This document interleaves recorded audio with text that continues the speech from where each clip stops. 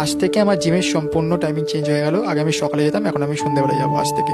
তো আজ আমার চেস্ট ছিল, তাই প্রথমেই ওয়ার্ম আপ করে ডাম্বেল পুশ আপ করে নিলাম 12টা থেকে 15টা রেপিটেশন 4 সেট। সেকেন্ড করছি স্মিথ মেশিনে ফ্ল্যাট বেঞ্চ প্রেস, এটাও আমি 12টা থেকে 15টা রেপিটেশন 4 সেট করলাম। দেন থার্ড করবো আমি ইনক্লাইন ডাম্বেল প্রেস, এটাও আমি 12টা থেকে 15টা রেপিটেশন 4 সেট।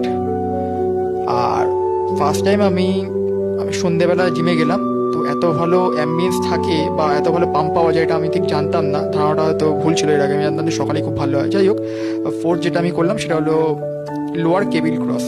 এটা আপার চেস্টের জন্য খুব খুব খুব ভালো পাম্প দেয় চেস্টে। আর সেটা আমি ট্রাইসেপ করে থাকি চেস্টের সাথে, সেটাগুলোর ভিডিও করার কি হয়নি। এবার বাড়ি ফেরার সময় একটু আমি অ্যাপসের ভিডিও করে নিচ্ছিলাম, তো দেখলাম লাস্টে আমি শেপে পড়েছিল আর কি।